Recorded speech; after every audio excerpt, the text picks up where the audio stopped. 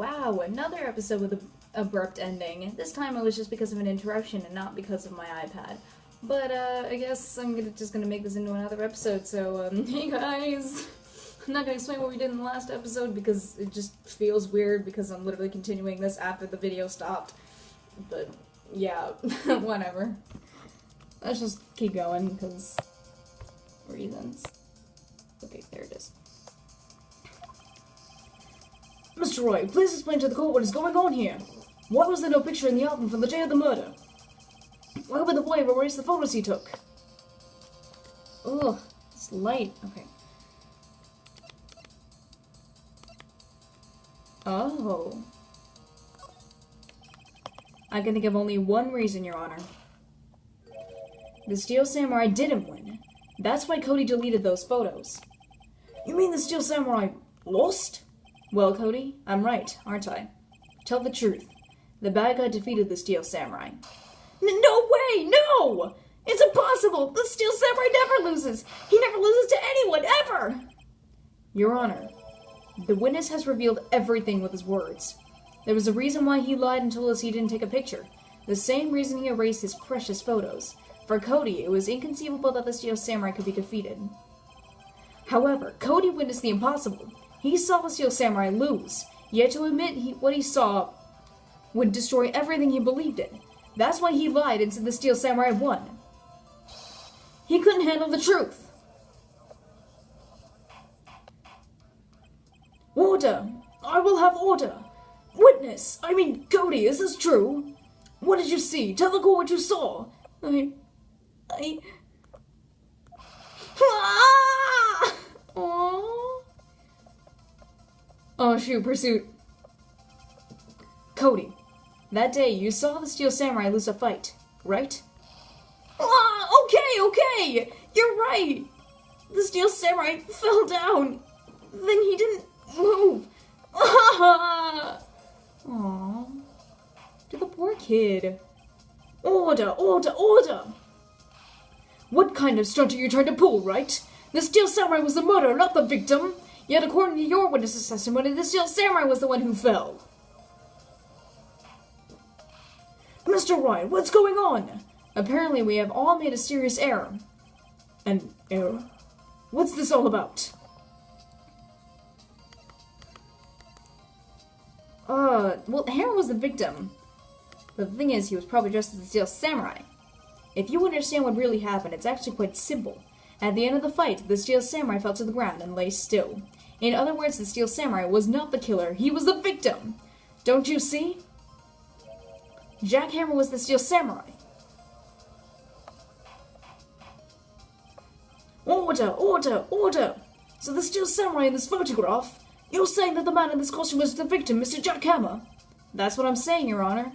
Jackhammer was present at the action scene run-through that morning. Thus, he obviously knew about Will Powers' foot injury. But wait! Hadn't Mr. Hammond gone to the Studio 1 yesterday? That's what everyone thought. But remember when Miss Olbeck said in her testimony? On the day of the murder, I arrived at the guard station at 1 p.m. Did I see poor old Hammer? Nope. He'd already got to the studio before I got back to the guard station. Mr. Jackhammer left the employee area after lunch. However, no one saw him going to Studio 1, nor was there a picture of him. He waited for Mr. Powers to take a nap in his dressing room, then he snuck into the dressing room and stole the Steel Samurai costume. Well, why would the victim do such a thing? I don't know. I get it. I thought that the Steel Samurai was moving strange, so it was a different person inside the suit. Pops! Huh? Me? What? Actually, there was one piece of data I saved. Data? Yeah, a photo on my digital camera. What? Show us, quick! No way, man. I'm never gonna look at me like that. No! Here, this is it.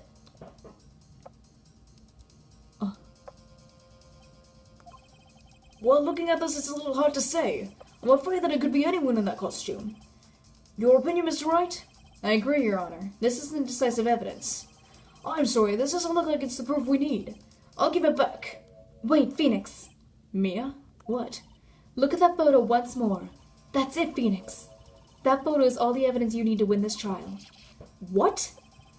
Your Honor, may I see that photo once more, please? Certainly, I don't see why not. Phoenix, show him. There's a glaring, decisive inconsistency with the facts as we know them in that photo. Oh. Oh, I see it. I see it. It's up there. It's the,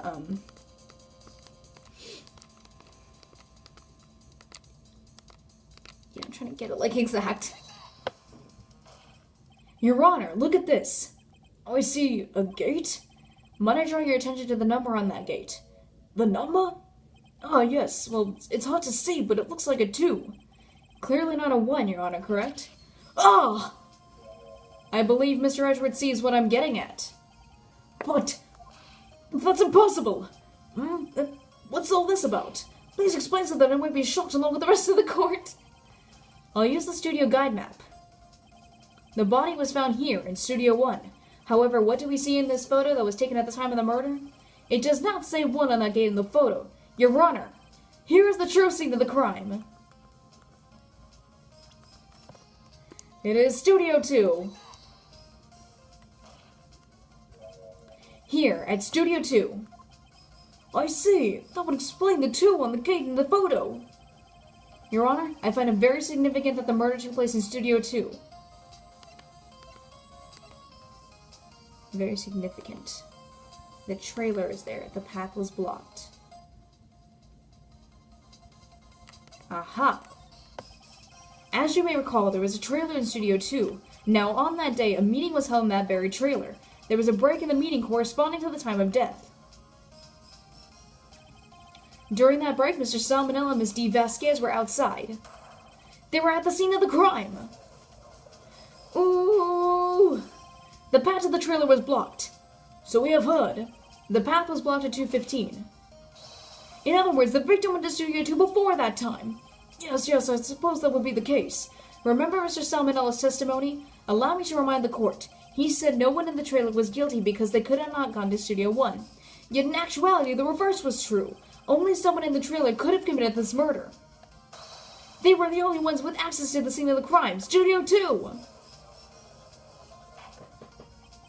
Order! The defense makes the following claims. The scene of the crime was Studio 2. The person that the security guard, Miss Olbeck, saw was the victim, Mr. Jack Hammer. Mr. Hammer, for some reason, stole the steel samurai costume. Then he went to Studio 2. This is madness! Jack Hammer is the victim! Why would he steal a steel samurai costume? Are you suggesting he did so to cover up the details of his own murder? Well, no, of course not. Or do you have proof? Give me proof that the victim Jack Hammer stole the costume. Would the sleeping pills be proof? I'm going to say that they are. I have proof. You do?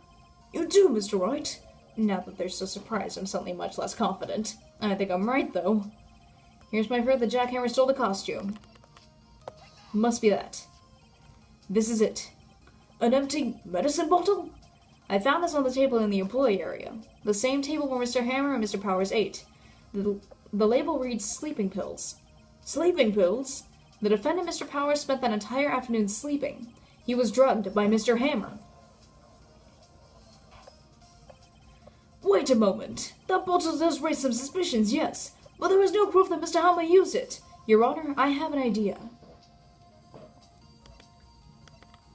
Fingerprint the bottle, maybe. An idea? Very well, let's hear it. I want to check this bottle for fingerprints. If my claim is true, Mr. Hammer's fingerprint should show up on this bottle. I suppose you're right. Very well, the court will take possession of the bottle.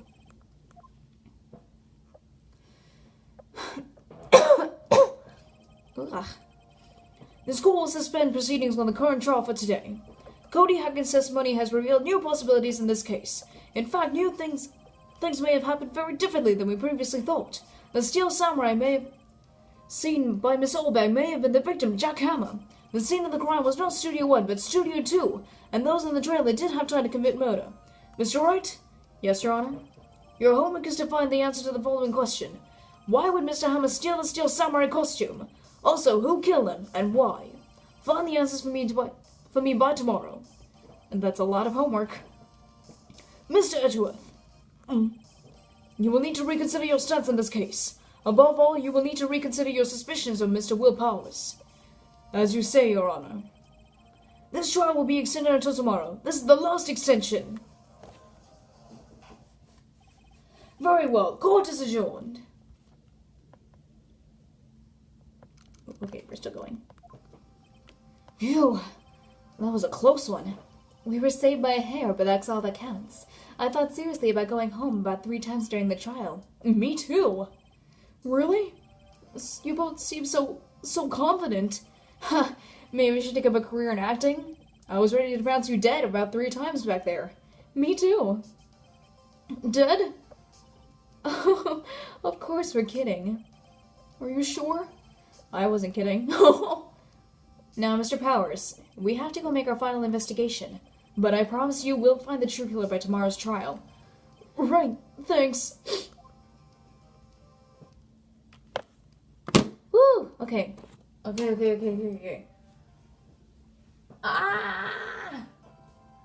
Again, I am extremely sorry about the abrupt ending last episode and the weird beginning of this episode. I got interrupted a little bit, but it was fine. Just goes to show how unprofessional this is. But anyways, I hope you enjoyed watching this. Thanks for watching. And if you enjoyed this video, please maybe leave a comment, maybe leave a like, and maybe even subscribe. I'll see you next time.